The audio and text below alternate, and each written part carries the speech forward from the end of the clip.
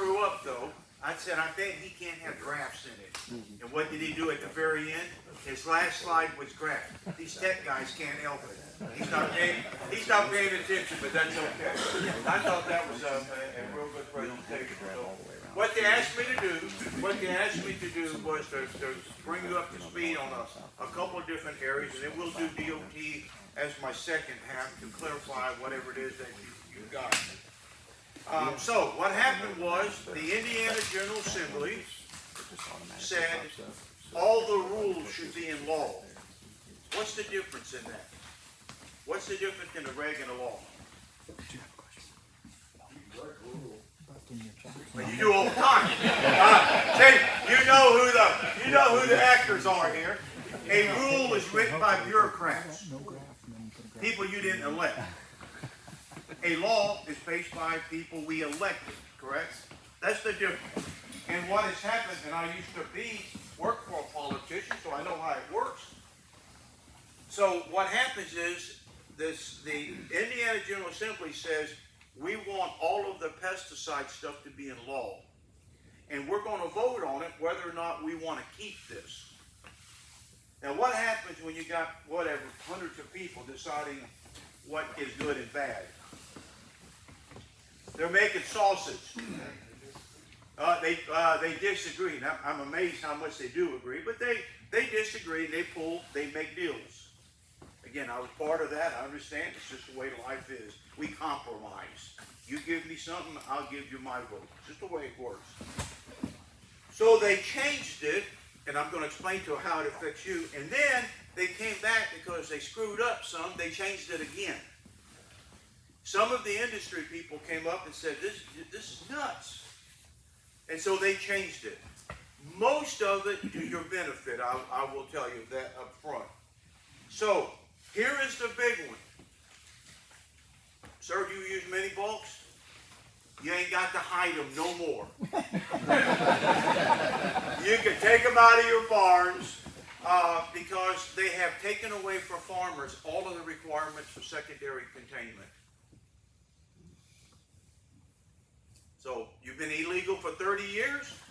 Now now you're okay. And so what they said was, we do not want the rules to be more stringent than EPA's. We've always believed we have EPA rules, and then there's things that are specific to our state. And I'm on the review board, and I helped pass some of those, but that's all gone. Any questions on that?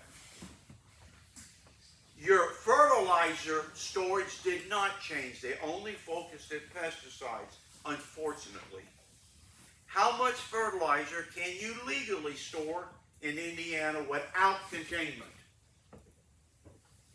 We've only been talking about this for 30 years. You're from Iowa, you're going to see how ineffective my training is. But I've made 30 years out of being ineffective. How much? 2,500 gallons. So that's correct, but what's the total? 7,500. And the tanks can't be more than 2,500 gallons, which means you have 3 2,500 gallon fertilizer tanks, you don't have to have containment. That did not change. Now, I was hoping that they would, and they were going to raise that limit to 10,000 or a little bit more to be able to help you guys unload these trucks, but it didn't happen. Record keeping, nothing changed. We put the book out here if you want to see what records you're supposed to be keeping. It's only on restricted use products. So here we're talking about all this detail stuff here, but you're only required to keep restricted use products. And how do you know it's restricted? It's got the label on it. Oh, good deal. You actually knew that. just say I trained you. I'm excited here. This is good. So, it's got on the very top of the jug or bag, it says restricted use, right? That's what it says. You're only required to keep those records. And that book here tells you what the records is, whatever. And if you notice in the very front of the book, for those of you that want to use spreadsheets and those stuff, we've got 2 forms on the very inside of the cover that you can access and double check what it is that you're doing. Is the state of Indiana the state chemist? In Iowa, you have a Department of Ag. Here, we're called the Office of Indiana. I'm not. They're called the Office of Indiana State Chemist. In essence, it's what your Department of Ag does. Our Department of Ag is different. They do a lot of marketing and other kinds of things. All right. Are they coming to your farms and checking like they used to? The answer is no. I used to know when they were checking. Hey, Fred's Bill. Yeah, where are you at? Bill from Romney. Bill, what you need? I need you to help me to create some records. The state chemist has told me they're coming. They would call because they want you there, and now I got to help them create records. I'm thinking. So I always knew when they were out there checking. Where they're going to catch you is on complaints. It's always complaint. Everything we do is complaint driven. All right, here is the big one. Anybody here have people that help them to spray on their farm? Okay, family, just workers. Okay, so first name. Nate. So Nate, it used to be in the past, Nate, you had the card. You went to the store, picked up your product, so they brought it to you. And I worked for you, Nate. And you say, Fred, I need you to go spray. And I could go spray under your permit, correct? Now, this is the one that's changed. As farmers, if you use general use products, there's no requirement. Anybody can spray.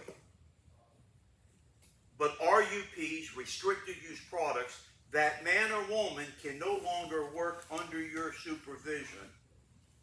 There's two conditions. One is you get them a permit, which is passing the Corps. Do you have a permit? Okay, that's one way. That's the easy way. That's the only way. The second way is if that man or woman can't pass the test, and we have a lot of people that can't, they're just not test takers, then you have to follow a list of things, criteria that EPA has set up. Remember, we're doing EPA stuff now. No more stringent. So you have to help this person. You have to give them labels. It just goes through it goes a whole lot. They check the equipment. It's written by people who have no concept of what we do. But that's just the way it is. So that is, you have to do that or get them to take the test and get a permit. What's easier? Take the test and be done and move on. Because you can't do the other one. Okay, any questions on it? Yes, sir. What about insecticide on a planter? Restricted use. No different. If you're applying applying it makes no difference.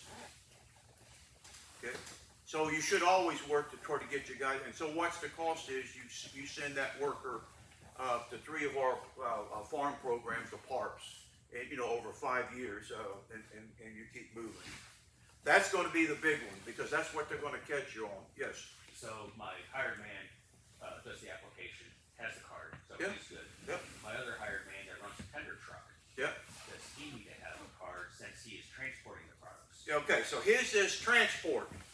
And so we've been through 14 different answers to that, and I think we've now said, or they have, I keep saying we, the state chemist has said, as long as that tender truck driver is just bringing a hot load and he has nothing to do with nothing.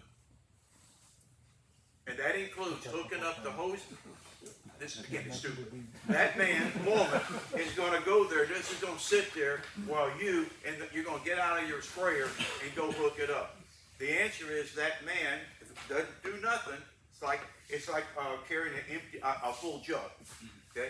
Now that person would need to be certified, a private applicator, if you hooked up the hoses.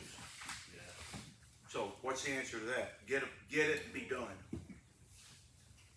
Yes, sir. With the record book, some of these monitors, like my spray monitor, pretty Yep. much has all this in it. Yep. Is that Now, listen to what you just said. Has most. What did you just tell me? most? But What did you just tell me? Most. If I've got a list of 20 things, what does most mean? I mean, like it might not have the permit number Oh, of the applicator. I mean, that's- Okay, so now we're going to start breaking it down. So they don't care how you do it. You just have to be able to produce it. So and you don't have to have it right now. You just have to be able to produce it. So look that book, look through your monitors, and see what it is that you're collecting. See, more importantly, what you're not collecting, and then have that written down to understand how to get that information. So I don't know how you use a label book of some kind. We have label books. Do you when you how do you get an EPA number? Is that it? For instance, EPA number, is that in your list? It's on the chemicals. A lot of times we write it off of the jugs. Yeah, that's it. And so those are kind of things to have that information available. I mean, you can pull it off, and so they don't care. I mean, you can have the 4 pieces. The ag leader monitors, you can put the EPA number in there. That's fine. Take the time to do it. Then that's where is he at? Oh, there he is. So that's what you if you can fix it, and that's what's nice about things that are not static, where you can put things in it like that. That's wonderful. You're static. And the Agri Monitor does have a. Now this is my program. Go ahead. Very slow. The Agri Monitor's got an extra application reporting feature that most of people don't use because it's just one more thing to enter. But there is other information you can enter on the monitor in addition that can get reported out of the monitor. Yeah. So what I like for that is you fix it once, you're done. Move on. And this is the whole idea. So all this kind of stuff is get it done and move on and focus on what you're supposed to be doing. Yes, sir. Back about 30 years ago when I got my PARP card, you guys used to have courses. Do you guys still have in-person courses on campus? We still do. We still have those same courses. You can also do some stuff online on that training we put online because a lot of the young people don't want to come in person. They want to do it online. I'm not one of those people. I'd rather hear somebody than use the computer. And so we have that available to help you. So you can take the test 3 times in a given year.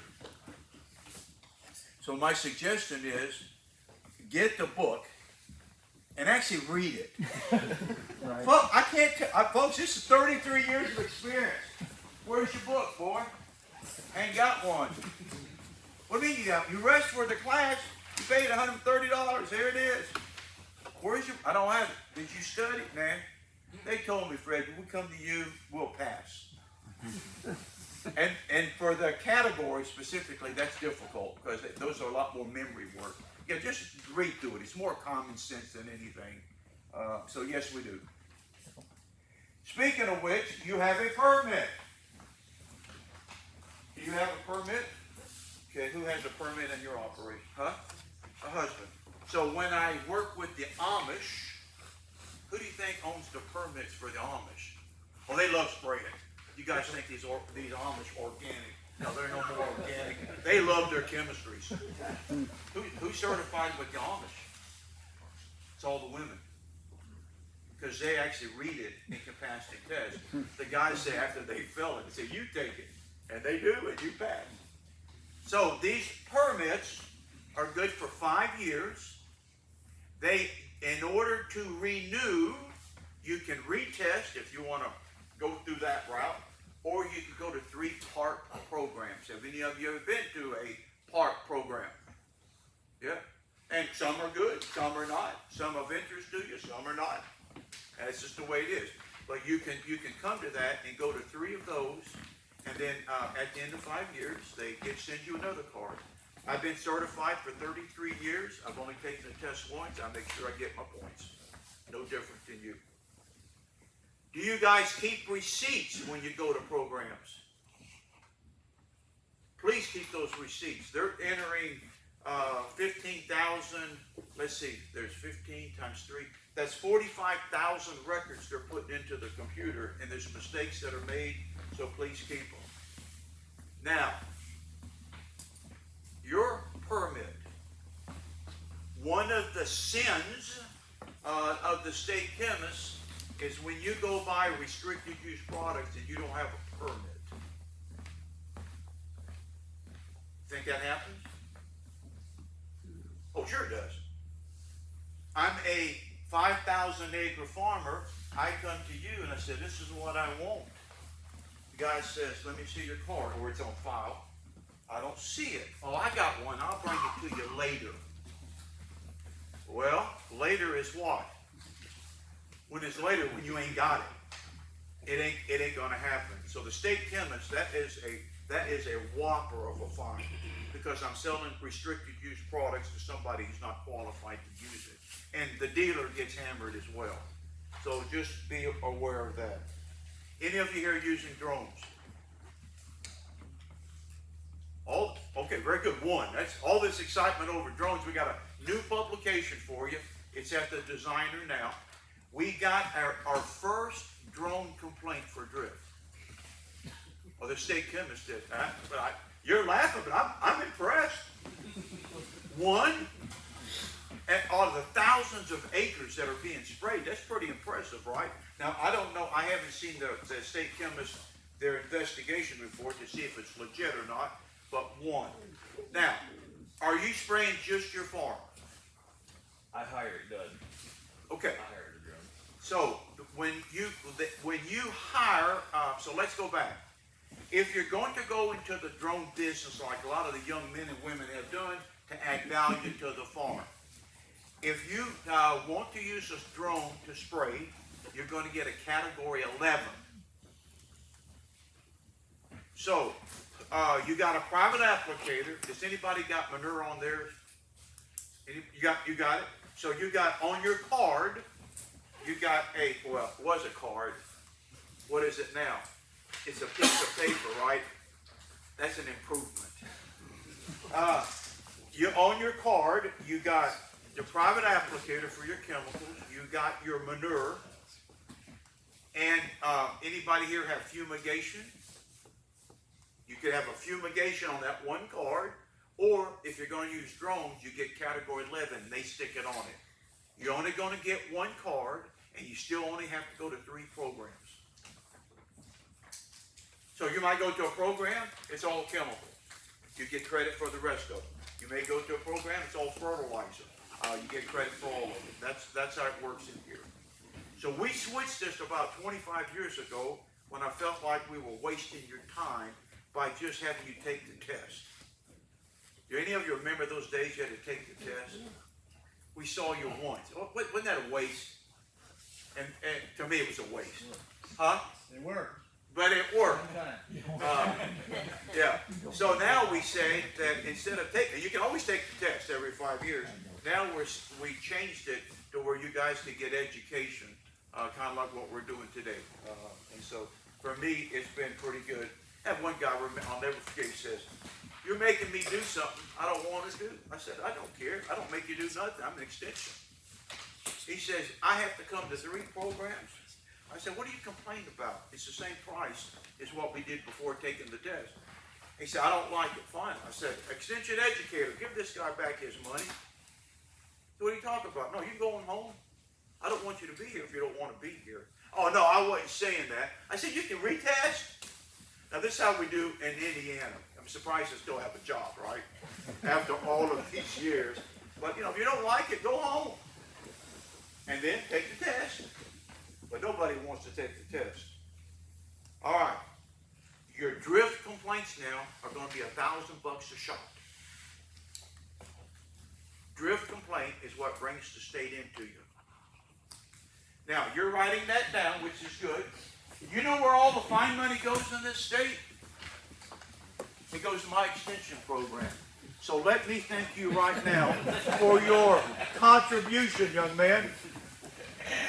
And that occurred about 33 years ago when I came here.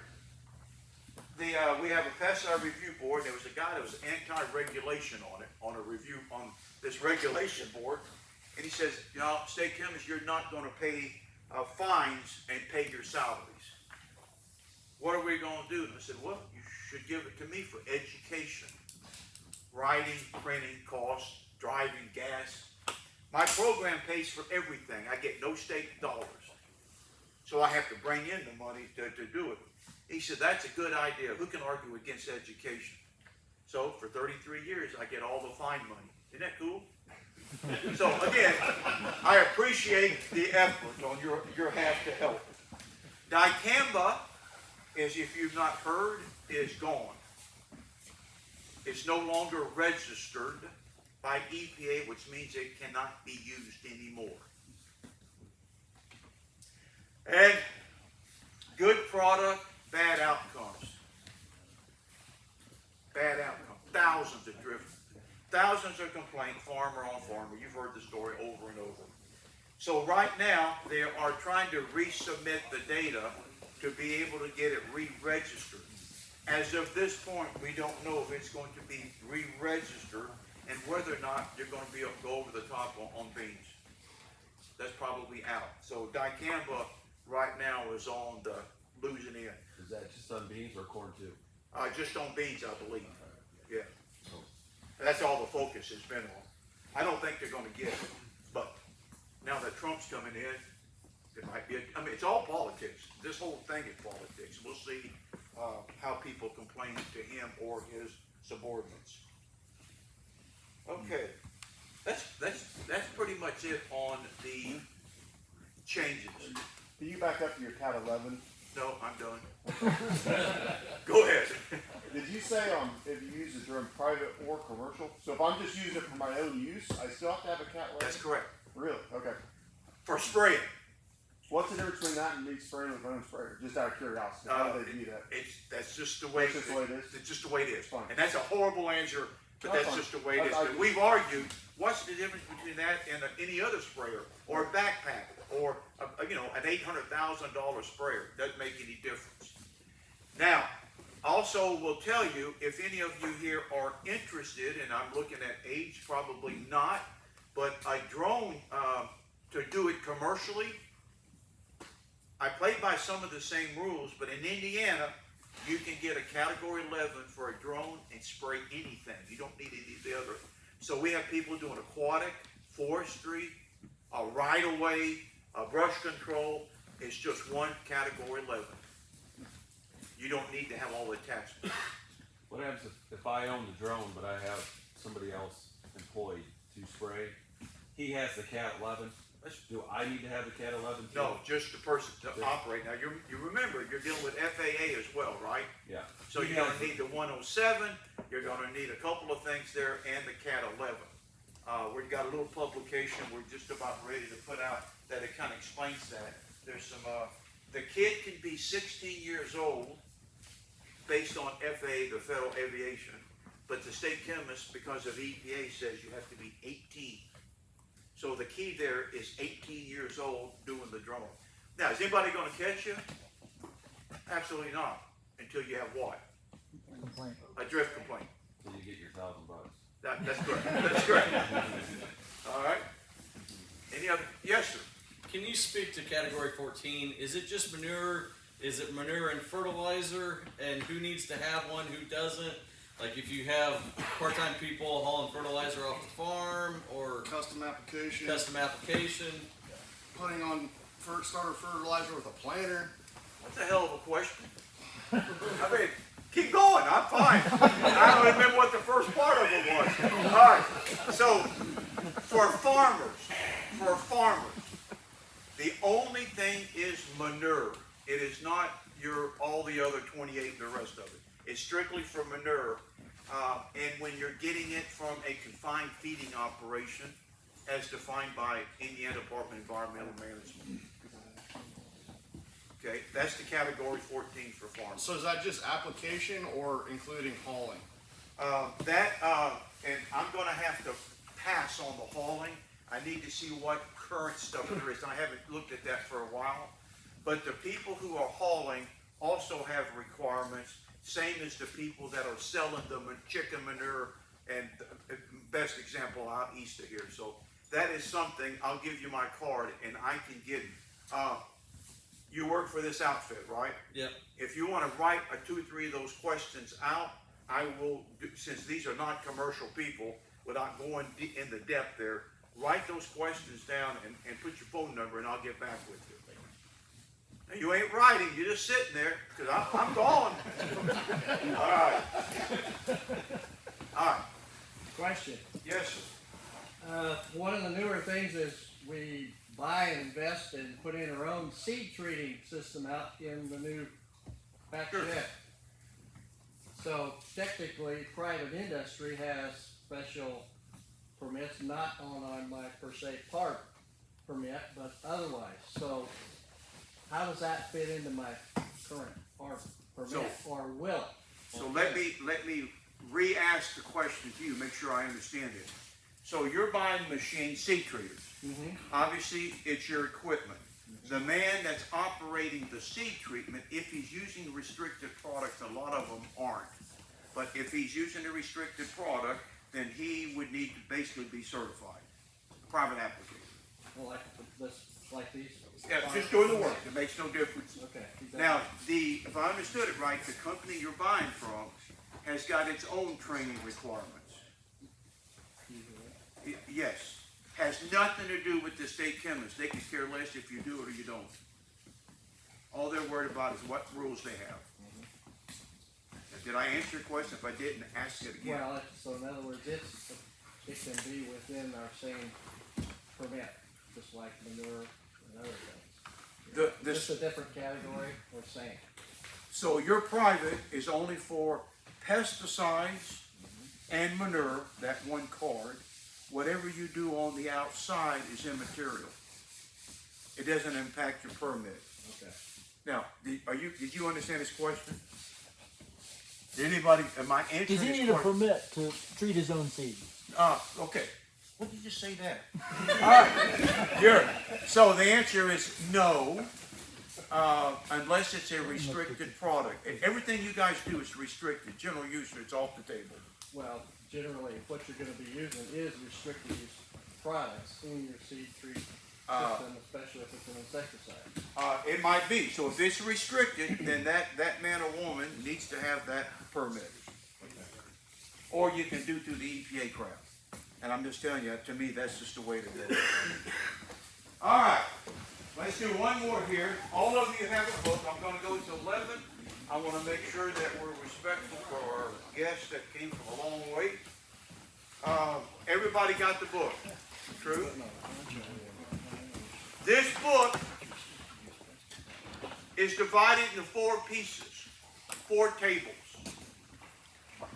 Does anybody here stay in state always and stays off the interstate? All right, so sir, you're in table 1. So when we go through here, we're going to go through the whole list, but it's all written down. You're in table 1. Does anybody here stay in state and goes on the interstate? Table 2. That would be for you. Does anybody here cross state lines? Okay. So that as we go, it's going to be more and more, right? You cross state lines, you're in table 3. The difference between 3 and 4 is massive.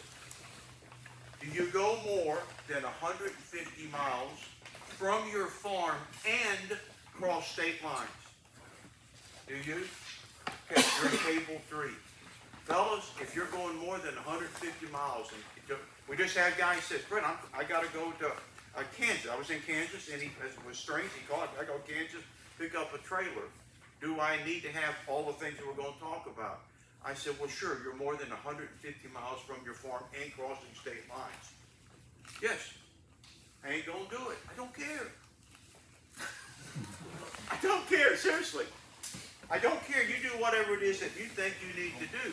But when you get stopped and you get that out of service, then you deal with it. I had a guy just, 6 months, he got caught up in Michigan. And they were waiting for Indiana tags past that 150 miles in this area. And he got nailed. And it cost him over $5,000 to get all of it fixed. It's real money, but anyhow. All right, what I would like for you to do, since you now have a pen, thank you, sir, because you know they didn't come with a pen and paper. So, open up the book wherever you want to. My name is Fred.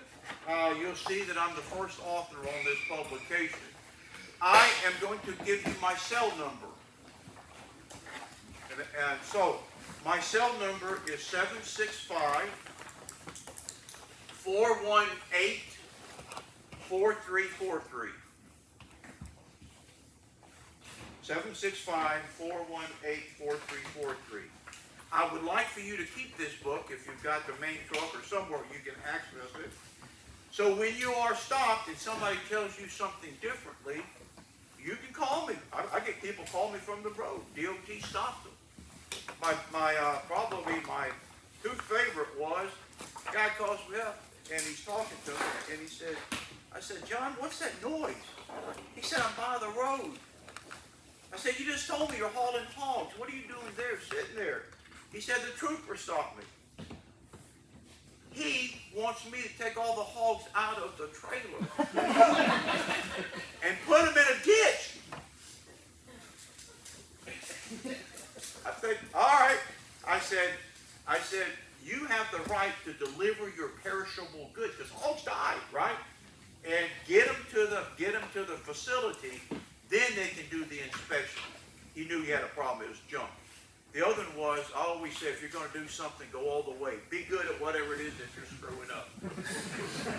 So I get a call from a mother. And she's just mad one night. She's really mad. Using words that just surprised me. I said, ma'am, what's the problem? She said, did you tell my son if he's going to screw up, go all the way? I said, well, I've always said that as a joke. So he gets stopped on the road here in Indiana, and it's a woman trooper. Fellas, you want to go to prison? Do you want to be stuck on the road? Well, what is it about a woman trooper? What is it about them? How do you deal with them? Oh, you can be a butt about it, but I can tell you, these women deal with truckers. They're not funny. These are 250-pound women, and they carry guns, and they know how to use them. So the guy got stopped, the young man got stopped, and he had enough, and so he called her a BIT. If you're from IU, you looked it up in the dictionary. I shouldn't say anything after they beat us, 66 to nothing? But at least that was our way to get a new coach, right? So, but you feel sorry for that coach? He got a $9 million payout. That's not bad. But anyhow, so he got locked up. So she was blaming me for it. I said, man, it's just a joke. So I'm just telling you that, so don't take it to heart. All right. So if you have specific questions, ask me as we go. You're going to find in the state of Indiana, there ain't a whole lot you got to do. No matter what people have told you. All right. So if you're in the state of Indiana, you do not need a DOT number. If you only stay in Indiana, Table 1, Table 2, no DOT number, no DOT IN number. When you cross state lines as a farmer, that's where your DOT numbers come into play. So who's crossing state lines? Both of you? You have a DOT number? Raise your right hand. You swear to tell the whole truth, nothing but the whole truth. So help you God, and God will fry your butt right here. 100, 806. Oh, you got to even memorize. That's pretty sad. All right, so check. You got that one out of the way. You got a DOT number? You don't drive, but it's part of the farm. Do you have a DOT number on your trucks? You know. So if you're going, and people say, well, I only go every so often. Okay, what's the odds of getting caught? 0, unless you get caught, and it's 100%. DOT number, okay? Any of you going down to Kentucky? Okay. In the state of Indiana, you, your mother, your father, your brother, the dog that can drive the truck, son, you name it, workers, employees, they do not need a DOT number to drive your trucks in state. Never needed it, never, still doesn't. No DOT numbers. I'm sorry, no CDLs, sorry. Okay, any questions there? Yeah, Fred, if you got a DOT number on the truck, and it's, on the truck, you have to have a CDL to drive that truck. Absolutely not. The DOT number just means, okay, so let's go back. There's commercial and there's farmer. As a farmer, you do not need a DOT number. But if you have a DOT number, as a farmer, it's saying that I'm going to go across state lines, and are you within 150 miles and crossing state lines from the farm? If you're more than 150, you're a trucker. That's the CDLs. Now, what you're trying to do is what I did for 30 years, still do, trying to make sense of this. Stop it. They don't link. A lot of this stuff doesn't link up, and you think that it would. And the guys with the guns and the badges don't care what your plate is. They don't care. The plate has nothing to do with anything. That's a whole separate, people always trying to combine these, and it would be easier if you could explain it. That's why I have my cheat sheet, and I just focus down the list, because they're not connected. So no CDLs. Now, if you are hauling commercially on farm tags, I ain't talking about you. Some of you are using these farm tags to haul commercially. If you're hauling commercially, that's what you guys do, I assume. Yeah, well. Well, yeah, so apparently not. That is. Pick up a flatbed trailer, not a semi. If you're hauling commercially as a farmer, then you're screwed. This has nothing to do with you. And let me be more, I don't care about DOT. What I care about this is commercial insurance the same as farm insurance. It's totally different. And cost is one of them. Folks, if you are running commercial and you have an accident, it's been about 5 years now, a farmer had his son driving a truck, got in a wreck, and the person he hit had a little boy there. That little boy ain't got legs anymore. What's that worth to you? What would you go after? You hit my grandson. I've only got one grandkid, that's all we're going to have. You take his leg, I'm going to bust you every which way I can, just for meanness. I want everything, because he'll never be the same. This is how we lose farms. This is how we end these lawsuits. Because the insurance says what? You have no insurance. You're commercial. I don't care how long you've been paying. So no CDLs. Should you have a CDL? That's up to you. Don't need it. You no longer need a medical card. Any of you here as farmer have a medical card? No longer needed. They changed it a few years ago. So you're going to keep doing it? Oh, you're commercial, so I'm not talking to you. I'm just wasting your time. Okay, you're used to me doing that, wasting your time. So no medical cards. Which meant that if you were high blood pressure, that meant if you had vision problems really bad, if you had apnea, sleep apnea, that now that you could not drive, now you can. I'm laughing, but to the guy that, well, anyhow. No medical cards. Your drivers driving these semis can do it on a regular driver's license.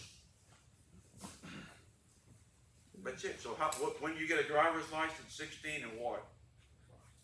6 months. Well, so put him behind a semi. I drove a semi just a few weeks ago. I'm telling you folks, you guys let me play with your equipment. I love it. And I'm taking this thing. He says, sure, it's a long dude. So I went out there on the road. I'm telling you, on these rural roads, God bless you. Because I got to go, I'll make that loop to get into those little tiny lanes. Man, that was it was cool to do, but it wasn't my vehicle, so it didn't make any difference. You no longer need you don't have to do pre and post trip inspections. That's Fred, yes, sorry to interrupt you, but no, that's fine. while we're on that, why are we building all these roundabouts if that's the case? I'm sorry, I'm dead. Why are we building all these roundabouts if that's the case? I'm telling you, when it comes to government, try to make no sense out of nothing. There's 100,000 count on Highway 2865, and they got a brand new roundabout. Yeah. And I'm still confused on a roundabout. When you got two lanes going in, and I'm on that outside wanting to go that, man, it's a dangerous world, ain't it? Go to Carmel. Oh my God. But they're rich people, they can afford it.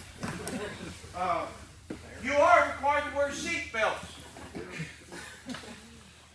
And as the fines are higher for the seat belts for you folks. You can argue all day you want to. I don't care. Don't wear them. Now, having said that, What happens if your truck is an old truck, you never had seat belts in it? You haven't put them in? No.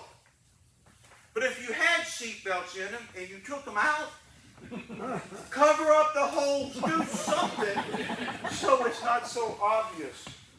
Can't talk on a cell phone, a handheld cell phone. Can't text. As farmers, you are not required to have logbooks. Listen to what I'm telling you, what you're not required to do. No logbooks. In-state. Questions on that? In Indiana, you have no hours of service. You can work as many hours as you want to. License plates is the big ones because it's what costs us money. How do you plate a pickup truck and normal trailer? Sir? And by the way, don't expect the license branch to give you good advice. You talk about semi tractor? No, sir. Just a pickup. Pickup truck and trailer. How do you do it? Farm plate. You put farm plates on it, and what's the reasoning for the farm plates? Yes, it's all cheap. It's the price. Now, obviously, the counter that is you can't do commercial work. Now, having said that, the Truckers Association is just really pissed because they're going to pay $2,000 at least for a plate. You get yours for $1,000, and you're doing commercial work. They're a little upset with that. Now, they don't have the clout to overcome Farm Bureau yet, but I just keep telling people, man, just do what's right, especially on the plates. How do you plate a semi? By the weight of the tractor. And what goes on the trailer? I always say the cheap plate. That's what is $15 or whatever it is, the cheap plate. Okay, we're going to come back to that in just a second. Implements of ag, sprayers, spreaders, planters. There's no plates to them. They're implements of ag. Any of you have trucks that dump? Any of you have trucks that dump the truck? Okay. Now, listen to this. Plate weight. Is there anybody in the room plating a semi or a straight truck at empty weight? I got how many? Got 1, 2, 3, 4. So there's a few of you. And who is up front that's raised their hand? That was you? In the state of Indiana, we found this about, 15 years ago. In the rules that nobody knew about, in the General Assembly, it's in the rule. I'm sorry, it's in the law. It says that, sir, as a farmer, you can plate your trucks at empty weight and carry full loads. Did y'all hear that? So what does that mean? What did I just do to the price of the plate? So so yours is 32, 34, 36 on a semi. Straight trucks are harder. It could be a whole lot, 16, 8, whatever. And did you have any problems? We haven't had any problems. Huh? We haven't had any problems. Knock on wood. All right. Now, folks, I don't know if there's some conditions, correct? What's those conditions? I have no idea. You told me like 10 years ago we could play this. Yeah, that's all you hear. I got your number if I have a problem. But when you call me with that problem, I'm going to say, get your checkbook. So, it is only for things that you produce. So, corn, beans, pigs, whatever. Okay? You can't go on the interstate because the interstate requires you to carry full weighted plates. So if I get on the interstate full, that's a problem, but I can get on it when I'm empty. So what do they do with you in that situation? It's a hell of a fine. I'll give you the example. Let me do it before I forget it. So it's for things you produce. Right. So he's got a semi that's plated at, what'd you say, 32? At 32. Got a trailer, hauls his corn, hauls his beans, hauls manure, hauls all that mess. He decides he wants to use that tractor to hook up the trailer that's going to have water, fertilizer, chemicals, and other things on it. Is there an issue with that? Did he produce the water? Did he produce the fertilizer? You see what just happened? So at that point, he would be required to carry the full weight. And I know he's looking at me and he said, Fred, I'll do it anyhow. I don't care. I had a guy that he called me up. He wanted me to come have lunch with him. I said, why am I going to have lunch with you? He said, you realize how much, he had a fleet of trucks, farmer. And he says, I saved on every truck. You realize how much money I saved? I said, well, yes, sir, that's good, but you understand the rules. I do. He said, but if I can get by for 2-3 years, I'm more than made up whatever the fine's going to be. That was his thinking. I said, well, I'll just help out, but I will take you up on lunch. All right, while he has the money. So what happens here is we argued it, and I lost that argument with the state. So, here's a good example. I'm working on, this is what, maybe 3 weeks ago, a guy's unloading a bin, and I'd never seen dry corn like it was. And any of you, I don't know, to me that was so cool. Instead of the corn piling up in the trailer, it was just flowing like water. Any of you experienced that? That was really neat. And so, what are we weighing? He says, well, I'm up to 94. Whatever, it's not my job to, again, 94,000. So if he got caught on Indiana Road, they're going to take him from that 94,000 all the way down to the 32,000. Oh, yeah. That changes perspective. So unless you know the district attorney, that's about 10 cents a pound or something like that. I've lost track of the fine. That can be pretty significant. So take advantage of it if you can. Yeah, take advantage of it. All right. Any questions on that? If he's under 80,000, Yeah. but the trailer's for 32, they could still fine him down to 32. It's based on the weight. They're going to catch you on the tractor part. See, that's the main plate. Their other one's just garbage. It's just another way of tax money. So that's where they're going to drive him down. I argued if that truck could carry 80,000 without that 10, we'll talk about that in a minute, 80,000, you should drop the 94 down to what he can carry 80. He says, no, that plate's under tagged. And they argued, and we argued and lost it. So is he still good to 88,000? The 10%? Yes. So, and we're going to come to that 10%. So he could carry the 88,000 on a 32,000 plate, as long as it's what he's produced. Not on the interstate. But not on the interstate when you are full. But when you're empty, he's got empty weight plates coming back. He's fine. As soon as he goes over the 88, he's going all the way back. Yes.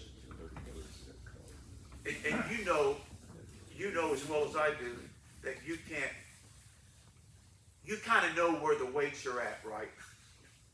And you know what lines on a truck they go, or you got the weight stuff. It is just about impossible to keep it at these levels because that wet corn, dry corn, I mean, it's just tough. All right, so far, I've just said nothing. No DOT, no CDL, no logbooks, no nothing. The weight's becoming empty weight plate. Annual inspections, you're no longer required to do. And folks, I can't tell you, I hate regulations, but this is one. This is the stupidest thing government could have done. Any of you here doing annual inspections? Yeah, I hope so.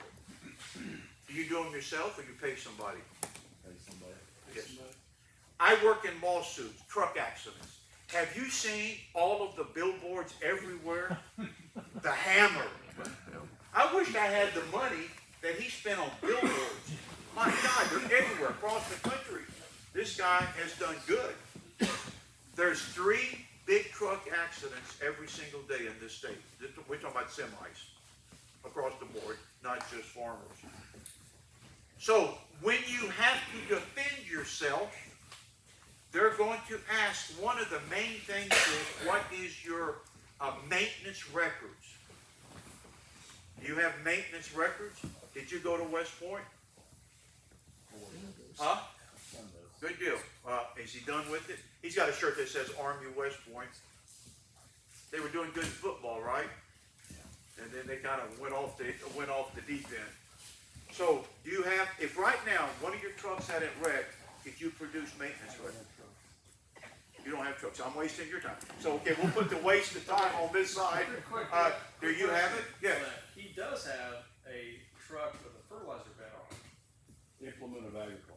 I see, he's got this word, implement of ag, everything. You got it. That's what we want you to know that. That works. I want you to have annual inspections, folks. This is so important. I don't care. On my days, we did paper and files on the truck and trailer. I don't know how you guys are set up. A lot of you today, it's all electronic. But you have to be able to produce what you've done. I mean, oil changes, changing belt, changing tires, everything that you can have put in a folder, because that's what they're going to ask for, the other side. You got to have it. If you don't, you need to start creating it. Because you're going to say, well, I go to this person. Well, they don't do everything for you. Now, who does their own? Okay? No problem. No problem with that. So you with the welder's hat, how many trucks you got? Two. And so you do your own inspection. Our son-in-law, still in-house family, right? What makes your son-in-law qualified? There's no qualifications. He's a mechanic, and he knows how to do all of this stuff. Now, how long does it take him to do, and if you had to guess, a good inspection? I'm gonna say probably fill all the paperwork out, probably about a half hour. You better be damn good at that. Half hour to check all these tolerances and all this stuff that's supposed to be checked. So what happens here is the paperwork. Hey, one guy said, how long did it take you? Oh, 5 minutes. I said, 5 minutes to do an inspection? He said, yeah, I got to find the paper and the pencil. Now, so what happens here is this world has gotten really, really good forensics-wise. What I would love to see you do, you just think about it, you're a little bit better because you have a mechanic. But a lot of us don't have that. We're good at doing the mechanics, but we're not a mechanic. I would love to have you send your truck, you've got 2 trucks, that's all, every so often to a third party. I want you to spend that $60 or whatever it is now on that inspection. What's the reasoning for that? Even though you got a mechanic, Keep it out. Cover your ass. well, you can't say that. All right. I don't work for Purdue. Oh, that's true. You know, all this stuff we have to, apparently you hear how I talk. So what happens here is, I want you to send a truck out to this mechanic because their job is to do that inspection, but what are they hoping to get? Work out of it. That's correct. They want to find problems. And this is your double oversight to show that I have nothing to hide. Folks, I can't tell you how much this maintenance stuff comes into play, whether you're commercial and or a farmer, how important it is to have it. All right. Here is one of the worst things, and it is so simple. Implement of ag can go how fast? Generally, will go, how fast your sprayers go? Well, that's a good answer. Over 25 could be 40, whatever, right? So, what happens here, and the word is generally in the rules, which means sometimes you'll go faster. Okay, and all of these machines are going faster. If you have an implement of ag, and somebody runs into, there's 3 cases right now, in which they're going to see what happens. Stone drunk. I'm stone drunk, and I hit you in the back of whatever, any implement of ag, hay wagon, whatever. What do you better have on that piece of equipment? That slow-moving sign. Folks, I can't tell you, you're dog meat if you don't have it. It's over. I got a guy, 2 of them. One guy was riding on a motorcycle with his daughter, drunk, and he's coming over a hill, he's flying on his motorcycle, and hit one of my growers, and as he, no, he didn't, this one didn't hit it. As he got close, he realized he was fixing to, so he went off to the side. The girl fell off, she's okay. He was hurt real bad. And now he's suing that farmer, even though he was stone drunk. And he is going to get part of that claim.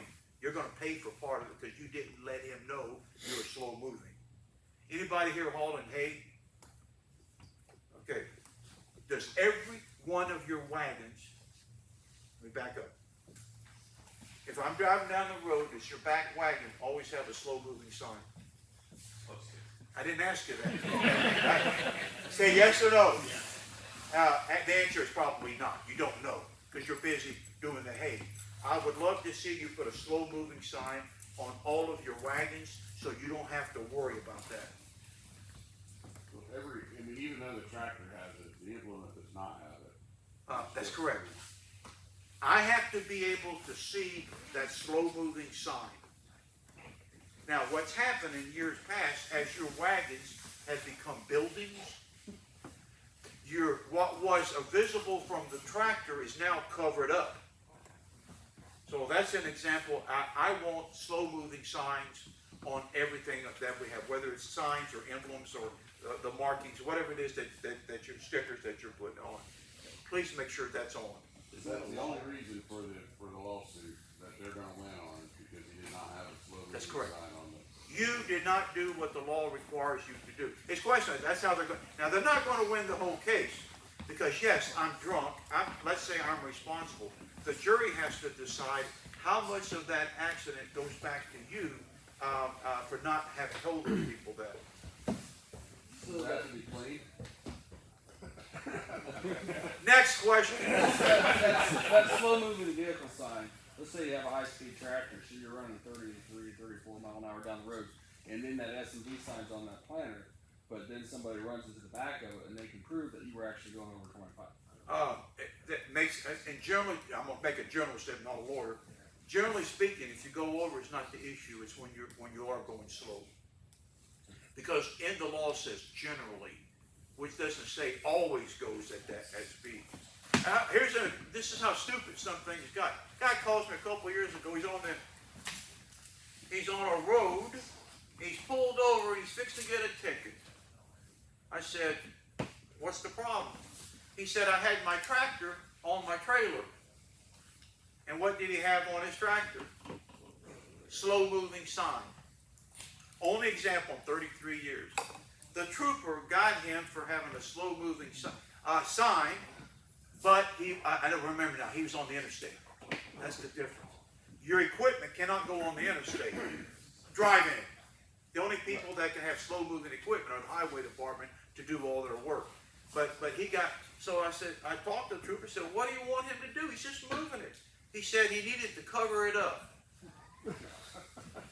I said, "You got people going 90, 100 miles an hour, and you're worried about this guy's son." At that point, all right, you are required to stop at a weigh station as a farmer. We have something called the 3-car rule. You'll get it's all in the publication. That's mine, and I should have turned it off, but bear with me. How many cars can stack up behind you before you're supposed to pull over? 3. We set a new record the other day. I have to trust what the guy told me. 58 vehicles. And that's why the trooper got him. 58! Again, if you're going to do it, set a record. It all pays the same. 3-car rules. You're required to pull over when it is safe to do so. And that's how the rule's written. Not that you have to. When, electrical poles, driveways, mailboxes, road ditches are some places. So 3 cars. What if you're on a double yellow line and you don't pass? I've always wanted that, and you have cars more than 3. Legally, they're not supposed to pass. Legally, I'm supposed to pull over. I take care of my own self. I don't know how else to say it. I had a guy sent me a picture, and I have it in another talk that we do with PowerPoint. But he's there on a double yellow, and the bus drivers pass him. And the guy says, "You're hammering me for what I do? I ain't hammering nobody. I'm just telling you what the rules are." So in that case, I would take care of myself if it is safe to do so, and you can pull off enough. Sometimes you can pull off to give you enough room. This morning I was behind, or last night, I didn't get into about 2:30 from my last trip, and I'm behind a salt truck. And on this little narrow road that I live on, that blade sticks way out there. There is no place for him to pull over. It's ditches all along the side, so we just have to go slow. I'm not taking a chance. But then after a wait, the guy behind me said, "I can pass your boat and knock yourself out, buddy." I didn't get to be old I got to be old. All right, let's look at what time. Oh, we still got 10 minutes. Are you all set up? If you need to do something as we're doing something, if you feel comfortable setting it up, I'm not going to bother me. Let's What do about implements that you cannot see behind you, like on the chart, for example. yes. I wish I talk about when you can't see behind you. So we do a talk on what do you do when I put a piece of equipment on the highway, and I've enjoyed that talk. And one of them is when I can't see behind you, you're screwed. And it's more screwed for this. And forget to pull it over with 3. The screwed part is I'm driving down the road. I can't see who's passing me. And we took some what do you call those little cheap GoPro, what is it? GoPro cameras. We put some on, and folks, it was amazing when you could see somebody behind me trying to pass me, and you could see that there was a hill coming right here, and there ain't no way they knew what was on that other side. So it gave me a chance to pull over to allow this to take place. These cameras are so cheap. You have them on everything, right? But especially on the implements of ag. I wish you had them on it. But Yeah, we have them on the combine, so you can Huh? see. They work as long as they're clean. as long as they're clean. I had a guy that's got one of the co-ops. What he does is he's got a little switch with air, and he blows it off. This is pretty cool what he tried to accomplish because they knew it got dirty. Do you think they'd start enforcing something more if it was an emergency situation? If you had an ambulance or fire truck or something behind you, do you? Yeah, I think all the rules go out the door. Yeah. They have to process it as best as they can, and that's all they can do. Yeah. Just in case you don't know, all these monitors pretty much allow you a camera input, and that does as well. So. Okay, say it out louder. Said most of these monitors. Since he's trying to sell equipment, right? So let's be honest. Let's be honest about it, there, Henry. But in reality, these guys pay a lot of money for equipment, and a lot of times we don't know what it all can do. And so most of these monitors nowadays, John Deere, Case, Agler, you can put a camera in them if you don't know. Good. And if you got a lot of them anymore, we can get a cable from Ag Express or something where you can get like a Voyager camera that comes on a case machine or whatnot to go into a different screen. Like there's like Ag Cam, like Cab Cam, Voyager, whatever. A lot of those, you can usually adapt them in and get them in there. So with Ag Leader, does that require me to have a separate screen? No. Because a lot of the old ones, I had to have separate screens, and I can't see out of the equipment anyhow, and I put in more screens, I can't see anything around me. So I can actually have it to where I can use the one screen? Correct. Okay, that's a great advantage. All right, let's do one more, because the question always comes up. How much can your truck actually carry? All of it. Very good. I do the jokes, not you. But that is pretty good. So, a couple of things. Look in your book on page 28 and 29. For those of you that don't believe me on the empty plate weights, I put in what the police told me, and it's still good, though now it is, 17 years old. I guess I was pretty close. That is the empty weights. All right, flip over to page 27. how much can you actually carry on Indiana roads and the interstate? What's the max? 80,000. Huh? 80,000. On Indiana roads, what other thing do they give you when it comes to how much you can carry? The 10%. So you get 80 plus your 10, so legally you can carry 88,000 pounds. The interstate, it's 80,000 plus 1.5% over is all they give you. Now, does that mean that every truck can carry 80,000? 88. And this is called the bridge law. It took me forever to find it. This is what they're using to judge. So look at, on the very top, it says 5 axles. Go all the way down until you see 80 on that chart. You see that? 5 axles, 80. Did you find that? Go over to your left and watch that first column. What is that number? 51. 51? Is it 51? Yep. If you are 51 feet from the center of the steer axle to the furthest axle in the back, 51 feet, you're long enough, you span long enough to pick up the 80,000. We're assuming tires are fine and all of that. Did y'all hear that? So you would get 80 plus your 10%. And this is where I lack the experience. I haven't measured enough of them. Let's just make the argument it's a short trailer and you are 48 feet from the steer axle middle to the rear axle. How much could you carry with 5 axles?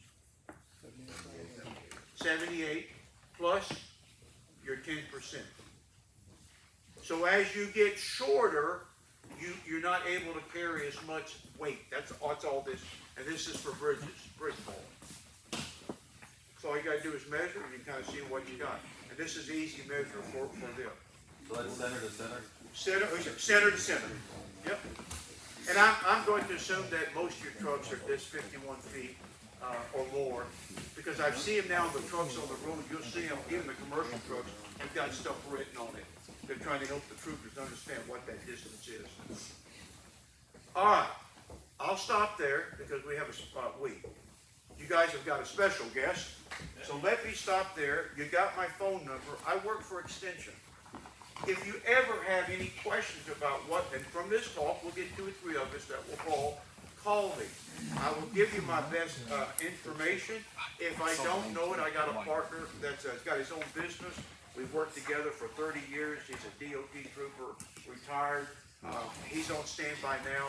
If I had a question that I wasn't sure about, we talk it out, try to figure out what the best answer is for you. So, questions or comments? One quick, on the farm plates on the pickups, they stay in state? No. They can go across. Let me repeat. A farm plate can go anywhere in the country. People think I can only stay in. A farm plate is a real license plate. You can go anywhere. Go to California. Which I don't know why, but you could go to California. They don't. No big deal. It's just a farm plate. That's a question we get all the time, and I don't understand why, but it's in the system that you can only stay in state. The 88 or the 10% over, I was told by a trooper once that it's on any federally funded road. So US 41, US 30, US 31 qualifies there. You're no different than an interstate. Nonsense. Okay. So his comment is, it's federally funded. Everything's federally funded. I mean, this is why we get 36 trillion in the hole. Well, isn't that right? I mean, that's how it works. So his question is, it is on any road in the state of Indiana, what we used to call emergency, it must have been wartime roads, county roads, all of that is that 10%. It's the interstate that's different. Good, again, these are good questions. There's nothing there if you have a scale on the farm that exempts you from that 10%, is there? Never gotten a good answer. I don't know why you're gonna tell anybody you got a scale. But if you tell them you got a scale and you scaled it out, so you now knowingly put something there out. So yeah, I don't know. I'm assuming I could call. That might be an email you want to, or give me a call. And in fact, if you want to send me an email, it's Fred Whitford. It's in the book at Purdue. Send me an email with any questions. I will come up with that one just to double check. Now, I will not ever put anything in writing. Never. Not for my work, because I'm nearing retiring. It don't make a difference. But if I give you advice and you decide not to follow it, I'm telling you here's my notes, and you decide not to do it and you get caught, would that be something that I would have to reveal as a public person to the lawyers? Oh, it's going to be on you. That's correct. That's why I don't. So I always call and then also the second real reason is you haven't given me all the information. I have to ask questions, okay, I got it now, okay. So let's do this, that, here. It's because I never get enough in the email. Young people, they send you a question. Do I need a CDL? What kind of question is that? Who are you? What are you driving? So people say, why are you calling? I don't put nothing in writing because I have to ask you more questions. All right, let me stop there. I appreciate the invitation. I'll get my stuff out of the way. Thank you for coming. Fred came in at 2 in the morning from Kansas, so he did really well. So for on short sleep, so let's give him a round of applause. Thank you.